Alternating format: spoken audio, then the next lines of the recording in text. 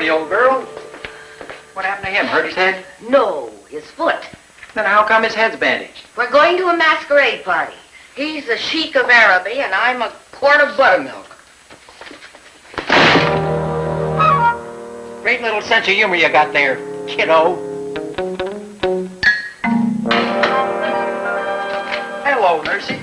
More mail? Routine stuff, directives, lab reports, ads. Say, but did you folks hear the news about old Ned Roth? Who? Ned Roth. Used to be senior auditor in purchasing. He died Sunday night. Oh, it's too bad. I'll say. He just got his driver's license renewed. Hey, Baker. Yes, doctor. Hi, Doc. What is this about Jake Drew still being out? Yeah, I happen to know Jake's better, but he wants to stay in bed another day to finish up the medicine that he has left over. You happen to know everything, Eddie. Jake Drew is so tight he saves the cotton out of aspirin bottles and weaves it into underwear. Say, Doc, can I talk to you? Not unless it's important, which considerably limits the possibility that we will have a conversation. Doctor is busy, Eddie. Perhaps some other time. The patient is resting comfortably, Doctor. Don't you nurses ever report that a patient is resting uncomfortably? Your patients rest uncomfortably only when you're in the room. Hey, now that I've got all three of you here, how many tickets can I sell? Tickets? For the big formal farewell dinner. What dinner? The Aerospace Employees Club is giving a testimonial dinner to one of our well-loved, respected employees who's retiring the end of the month. Again? In the commissary. Aren't you coming? Eating in this company's commissary is playing Russian roulette with your digestive system. Oh, it's not that bad. I had better food in the South Pacific during World War II. And I was a Japanese prisoner. Well, the war's over now, Doctor. And you can smile. Yeah. So, how many tickets can I sell? $5 each. Julia? All right. I'll take one. Hannah? It's worth $5 to get rid of you. Well, that leaves you, Doc. How many? You're wasting your time, Edson. In addition to my monumental disinterest in your busybody activities, I am also the Jack Benny of the medical profession. Here you are, Eddie. You're a princess, Julia. And Yarby, you're all heart, too. Tell that to my girdle. Who is this well-loved, respected person who's retiring? Yes, who? Me.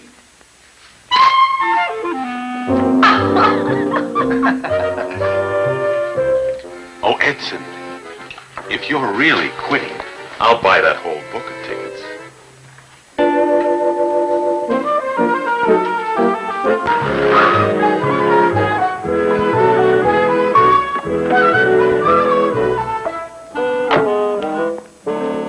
Well, hello. What are you boys doing? Mom, look at these kittens. Oh, aren't they sweet? This guy's name is Cliff. He's selling them for 25 cents. Well, that's pretty cheap, Cliff. My mean, skinny sister told me if I can't sell them, drown them. Oh, that's terrible. Can we have one, Mama? Well, we certainly can't let him drown them. How many do you have, young man? 4.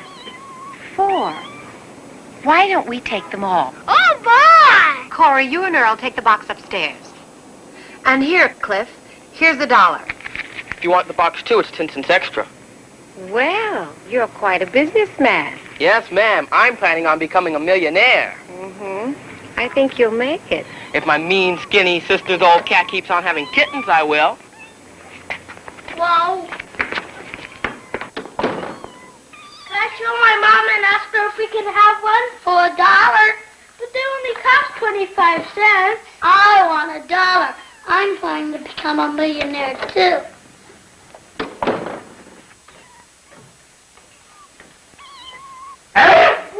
Bless you, Mr. Cooper. Thank you, and good evening. Uh-huh, I knew it. Cats. They're kittens. A kitten is a cat after taxes. And cat or kitten, just like taxes, I'm allergic to them. Out! Out! Mama? Never mind, Mama. I'm the landlord here. Bless you. Thank you. And I have a very strict rule in this house. All the tenants know it. It's in the lease. No pets allowed. No dogs, no cats, no lions, no tigers, no polar bears. Nothing that's covered with fur, because I'm allergic, and this is my house. Bless you. Thank you. So, out with the kitten cats and no arguments. I'll keep them in my car tonight, and tomorrow I'll take them to work. Kittens can't work. No, and I'm sure I can find homes for them among the people at the plant. Oh. I don't bless you. Corey. I don't thank you. That's it, Mr. Flywheel. The last of the litter. Well, the mice at my house are getting pretty lonesome. I'll take her. Does she have a name? I suggest you call her Ralph or Sydney. Meow, goodbye, Ralph Sidney. Goodbye, Ralph, Sydney.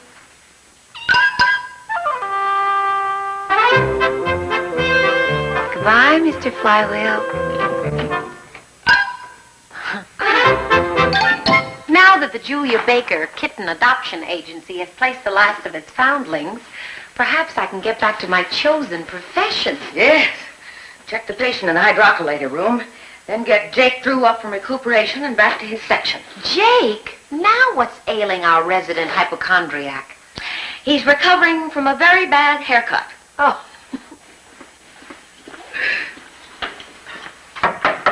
On your feet, Jake Drew.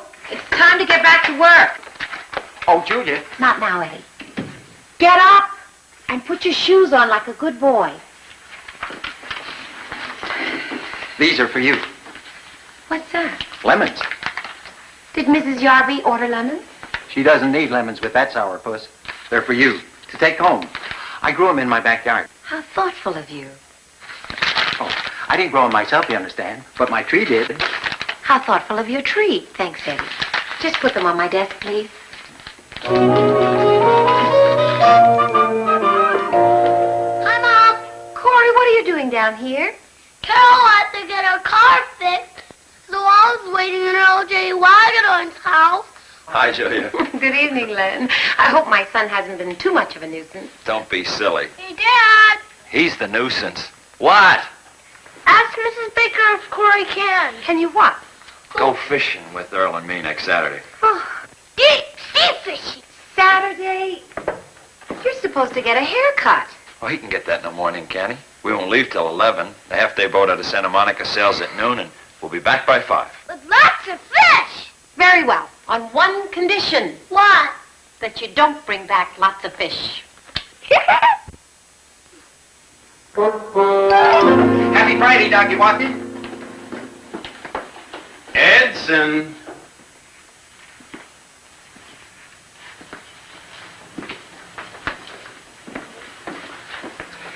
You call me Ducky Wacky again, and I'll duck your Wacky.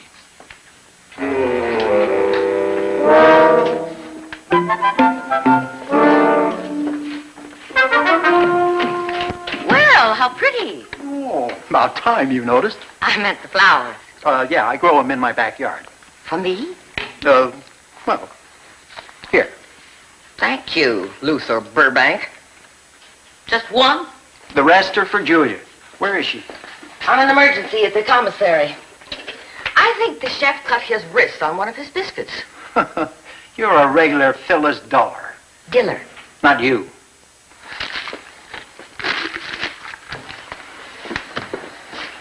Oh, and another thing. Call maintenance. Have those dripping water faucets repaired over the weekend. Baker, my first mate calls. Tell him I'm going to drop by the hospital and check my patients. You two have a pleasant weekend. That's an order. Aye, aye, sir. Oh, Julia. What do you want? Oh, well, I had a headache when I came in, but I just lost it. It's not lost. Now I've got it. What is it, Eddie? Oh, here, for you. Box of candy. How do you like that? He grows candy in his backyard, too. Phyllis Dollar. Say, Baker, why do you suppose that man has been showering so much attention on you lately? Now, Doctor, please. Eddie is old enough to be my father. Don't knock that, kid. Just because there's a little frost on the roof doesn't mean the heat's gone out of the house. Yeah. We can always toss another log on the fire.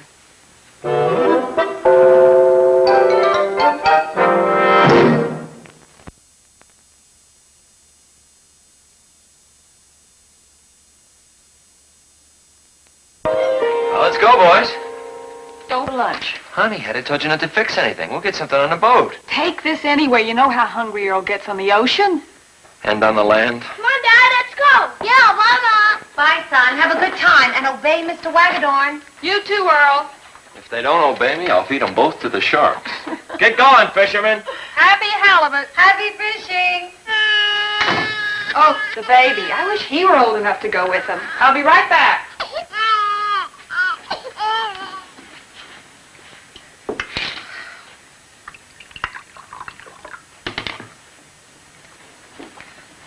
Thanks. The bottle slipped out of his mouth, and he's too lazy to pick it up himself. Takes after his mother. Huh? Too lazy to pour her own coffee. Oh, was that yours? I'm sorry. Listen, I'm listening. what do you say you and Corey have dinner with us tonight? We'll have an old-fashioned fish fry outside on the patio. Good idea. I was looking for an excuse not to be at home tonight anyway. Why? There's this silly little man at the plant who wanted to come by and see me. I told him I'd be busy. What silly little man? The plant messenger. All of a sudden this week he's been bringing me little gifts. I don't know what he has in mind. You don't? Have you looked in the mirror lately? Oh, Marie, forget it. Listen, kiddo, you'll never find another husband if you don't give men some encouragement. I'm not going to encourage Eddie Edson. He's too old, he's too silly, and he's too pale. Paleface make 'em heap good husband. I married one. You nut. Well, anyway, we have a deal. Fish fry at the Wagadorns tonight. Deal. And I'll make some coleslaw. And I'll go to the market and buy the fish. Buy some? We just sent 3 men with rods and reels out on the ocean. Take my word for it, Julia. If we want fish tonight, we better buy it. Leonard J. Wagadorn is the world's unluckiest fisherman. Are you starting those now? I just heard Lenny's car pull up. Here, you do it while I mix him a drink. He always wants one when he gets in to drown his sorrows. Hey, Hello! Welcome home. Marie, they're coming in the back way. what a day.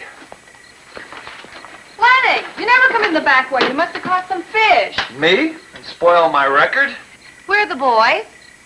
They're dragging along. We're all bushed.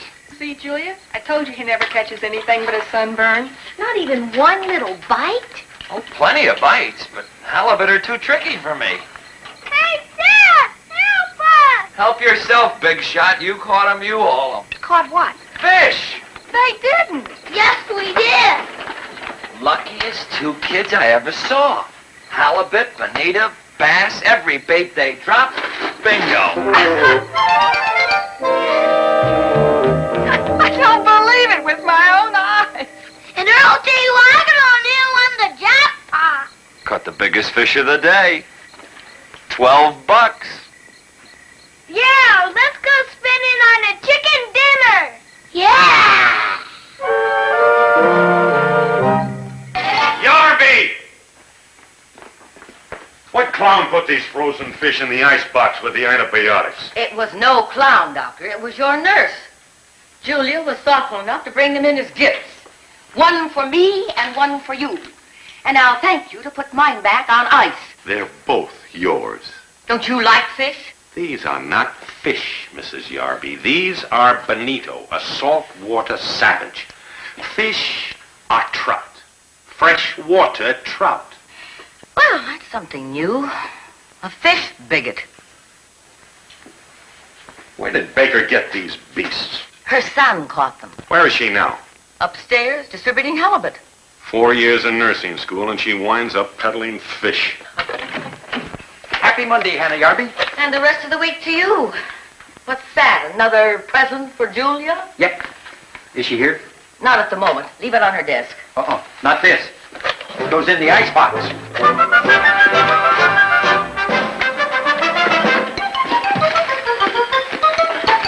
What is in that paper? something one of the boys upstairs gave me. What is it? A frozen halibut. Ow! Ow!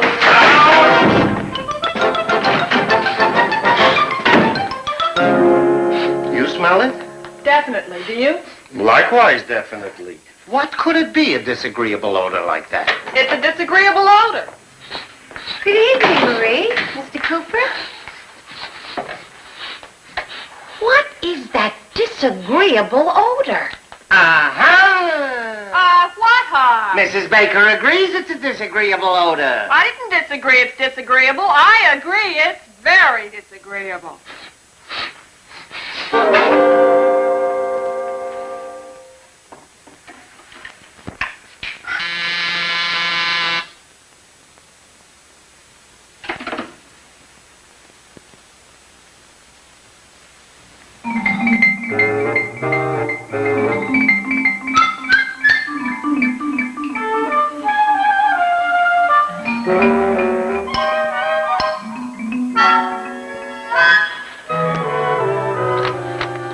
Eddie, what in the world? Please forgive me. I hope I'm not disturbing you. Well, I have to wash and press my I'll hair. only be a minute. Here, I brought you some kumquats. Do you grow these in your backyard, too? No, my neighbor grows them in his backyard. But there's a hole in the fence. Can I come in? My son is asleep. You know, Julia, at the plant, I'm just a happy little guy, always making jokes and all. The real me's different. I'm like that guy in the Italian opera, the circus clown with the painted smile, but underneath, the man with a broken heart. You know the one, pal Joey? You mean Pagliacci? Yachi, Joey. He was somebody's pal. Only I don't have a pal. Eddie, I'm sure you have many. No. My farewell dinner's only 4 nights from now, and it's a terrible thing to say, but I don't have a date. And it's just not right for the guest of honor at his own testimonial farewell dinner to show up alone, is it? Oh, that's why you've been... I mean, all those little gifts. Oh, no, Julia. I'd bring you things, even if I didn't want you to do me this favor. Eddie, there must be someone else you can ask. You're the only one I can ask this favor of, Julia. Eddie, please, I hope you'll understand what I'm going to say. Before you do, let me explain.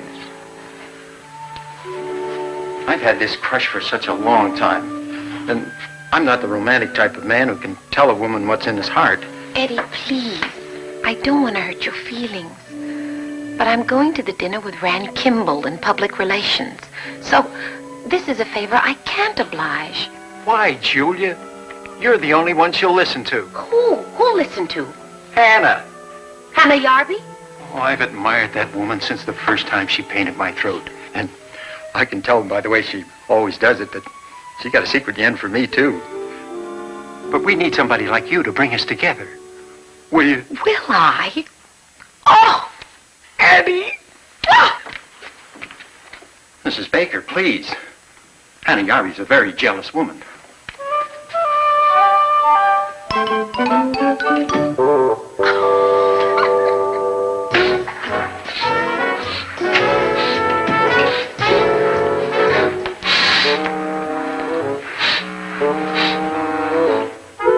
You want apartment 5 upstairs. Now, how do you know that? How? Logic. Corey's babysitter had a class she couldn't miss tonight, so Corey'll stay with Earl in apartment 2, while Corey's mother goes to a fancy dinner party at the plant where she works. And Mrs. Baker is not the kind of a lady who goes out unless she has an escort. And because you're wearing or going out to a fancy dinner party escort's jacket and carrying a corsage, it all adds up to apartment 5 upstairs. Thank you.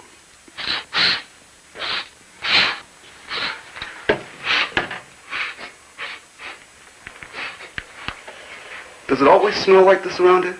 Like what? Like a condemned fish market. That's it. Uh-huh. Reggaeton.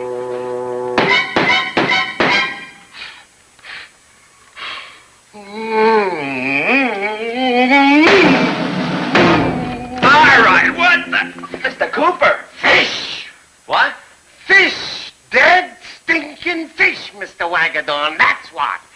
your landlord, I order you to get rid of all dead fish. Dead fish? Leonard, do you have a dead fish? Are both of you out of your skulls? You want the Board of Health should nail shut the entire apartment house? It's worse than ever now. Phew. Where's it coming from? You're first smelling it.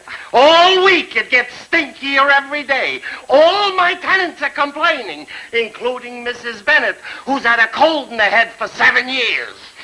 It's murder out here. I bet I know what it is, Mr. Kimball. You mean that smell in the lobby? Uh-huh. It's O.J. Wagner's pet. Pet? What pet? He named the Rover. No dog ever smelled like that. Rover's not a dog. Corey, get your overnight bag. We better leave. It's right there. We'll drop him off downstairs on our way out. Will it take long? I promised Dr. Chegley that I'd go over his speech with him tonight before dinner. Oh, the speech you wrote? Yes, but he rewrote it. Huh? That's the fate of being a company public relations man. I'm always being rewritten.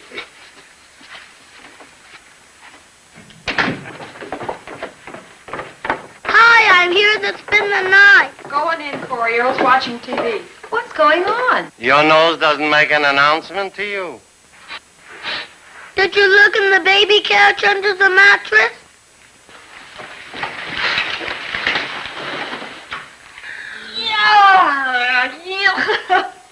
That's Rover. That's not Rover. That's Spot. He's Corey's. That's Rover. Spot's the other one. Another one! That's Spot. Corey, what are those fish doing in that baby buggy? They're our pets. And Mr. Cooper said we can't have pets in the house. It's your fault. Mine? We put them in the buggy because the buggy's outside, but you keep bringing it inside. Oh, Listen Earl, to me, nice Earl. That makes This sense. is Bubby. After all, listen to me. I didn't get dressed like this to play with fish. Now, come on, we gotta go. Young man, don't do that.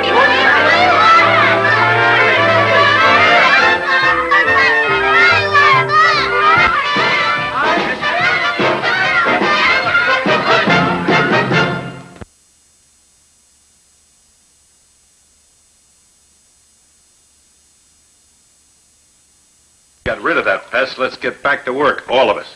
That faucet is still dripping in there, Yarby. Will you get somebody on it? PDQ. Good morning. Mail and messages for all. Surprised? Try shocked. I know, I retired. But after all the nice things you said about me Saturday night, Doc, I realized how much everybody here at the plant loves me. So I decided to stay on another 10 years.